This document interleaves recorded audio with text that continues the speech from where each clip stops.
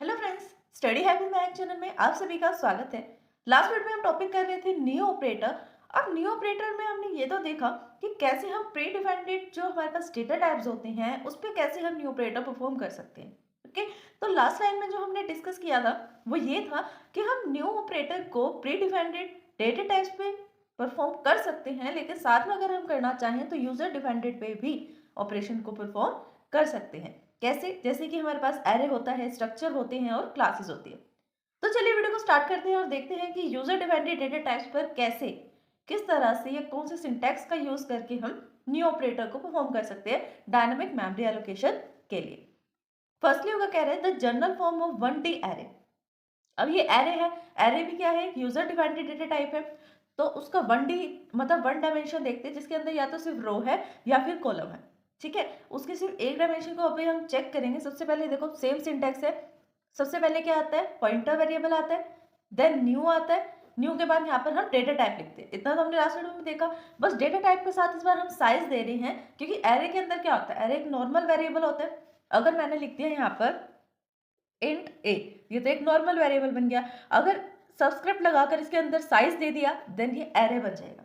ठीक है, normal variable और एरे में सिर्फ इतना डिस्टेंस होता है, सेम होता है सब कुछ। बस हम एरे के अंदर साइज को पास करते हैं कि कितने साइज का एरे है, तो वही साइज अब यहाँ पर हमें पास करना है। Here the size specify the number of elements in the array. यहाँ पर जो साइज है ये क्या स्पेसिफाई करने का कोशिश कर रहा है कि एरे के अंदर कितने एलिमेंट्स हैं जो स्टोर हो सकते हैं। ठीक है, इसी सिंटैक्स को हमने इंप्लीमेंट किया एक एग्जाम्पल में। कैसे? यहाँ पर एक पी नाम से पॉइंटर वेरिएबल है और उसका डेटा टाइप क्या है? इंट है। देन इक्वल्स टू के बाद हमने क्या लिखा? न्यू। न्यू के बाद हमने डेटा टाइप बताना है, कौन से डेटा टाइप की वैल्यू चाहिए हमें? इंट टाइप की वैल्यू चाहिए, क्योंकि यहाँ पर जो पॉइंटर है वो पॉइंटर में सिर्फ इंटीजर वैल्यू को स्टोर कर सकते हैं, क्योंकि उसका डेटा टाइप भी इंट है। और यहाँ पर हमें साइज पास करना था, साइज हमने पास कर दिया 10। कि एरे के अंदर जो है 10, उस 10 अकॉर्डिंग हमें साइज चाहिए। 10 अकॉर्डिंग मीन्स कैसे?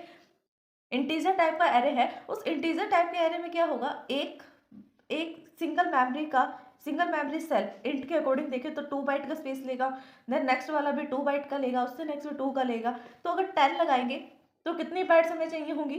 20, है ना? 10 टू द 20 हमें बाइट्स चाहिए, तो इंट के अकॉर्डिंग वो उसको बाइट्स दे देगा 10 में। Create a memory space array, देखो ये वही चीज देगा। कैसे बनाया जाएगा array? Create a memory space for an array. हमने एरे के लिए एक मेमोरी में स्पेस बना दिया, एरे ऑफ 10 इंटीजर, जिसके अंदर 10 इंटीजर टाइप की वैल्यूज होंगी। क्यों होगी इंटीजर? क्योंकि यहाँ पर हमने जो टाइप बताया था इंट बताया था, डेटा टाइप। तो फर्स्ट वैल्यू कैसे रेफर होगी? जो फर्स्ट वाली वैल्यू होगी वो होगी पी नॉट से, सेकेंड वैल्यू होगी पी वन से, थर्ड वैल्यू कैसे होगी? पी टू से। अगर हमें फोर्थ वैल्यू चाहिए तो उससे -1 पी थ्री से। ठीक है, ये हमारे एरे का लिखने का वे होता है कि पहली वैल्यू होती है पी नॉट, फिर पी वन, पी टू, और कहाँ तक चलेगी? जितना हमने साइज दिया उससे -1 तक चलती है। देन ये कहाँ तक चलेगी? P. When creating the multi dimension array. अब हमने 1D एरे की तो बात कर ली कि 1D एरे में हम डायनामिक मेमोरी एलोकेशन करवाना चाहते हैं तो कैसे करेंगे।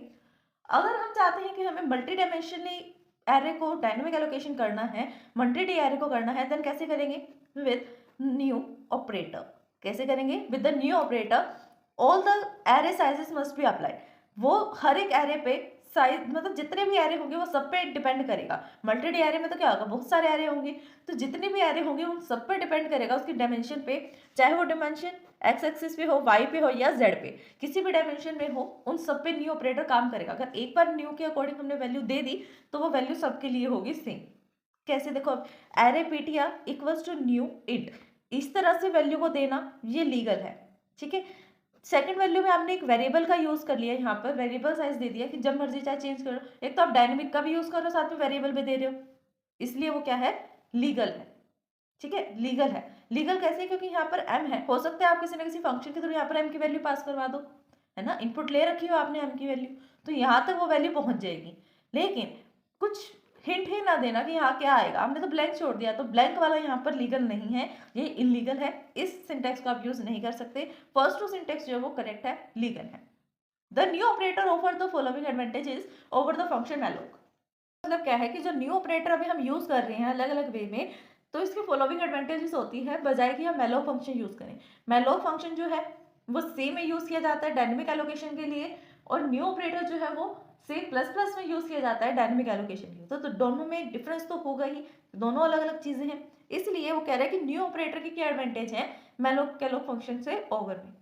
It automatically compute the size of data object. Data का जो ऑब्जेक्ट है उसके डेटा का साइज ही अपने आप ऑटोमेटिकली कंप्यूट कर देता है, इसको अलग से बताना नहीं पड़ता कि कितने साइज का हमें डेटा चाहिए। ठीक है, if we not need to use the size of operator. यहाँ पर हमें साइज ऑफ ऑपरेटर की नीड नहीं पड़ती, जैसे कि आपको पता है कि मैलोक फंक्शन में हमें साइज ऑफ लिखना पड़ता है, बताना पड़ता है कितने कितने साइज के कितने हमें ब्लॉक्स चाहिए। It automatically return the correct pointer type. ये हमेशा अपने आप ही करेक्ट पॉइंटर टाइप रिटर्न कर देता है, करेक्ट टाइप का पॉइंटर। जैसे इन टाइप का पॉइंटर बनाए तो इन टाइप का पॉइंटर ही रिटर्न करेगा। So that there can be the no need to use the cast, type cast का यूज नहीं करना पड़ेगा। क्या एडवांटेज है? एक तो ये एडवांटेज है कि साइज ऑफ ऑपरेटर यूज नहीं करना पड़ता, ऑटोमेटिकली साइज बता देता है, और ऑटोमेटिकली ये पॉइंटर की करेक्ट टाइप भी बता देता है, इसलिए टाइप कास्ट का यूज नहीं करना पड़ता।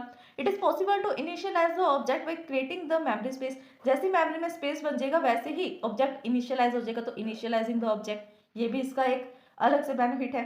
नेक्स्ट बेनिफिट में क्या है, like any of the other operator new and delete can be overloaded. बाकी सब ऑपरेटर की तरह जो ओवरलोड होते हैं एंड डिलीट ऑपरेटर को भी ओवरलोड किया जा सकता है, ये इसका एडवांटेज है। तो फ्रेंड्स आज की वीडियो के लिए बस इतना ही। आज हमने कंप्लीट कर लिया न्यू ऑपरेटर को। अगर आपको हमारी वीडियोस पसंद आती है तो लाइक शेयर कमेंट करना ना भूलें। इस वीडियो को समझने में आपको भी कोई डाउट आता है देन आप हमें कमेंट कर सकते हैं। Thanks for watching my video.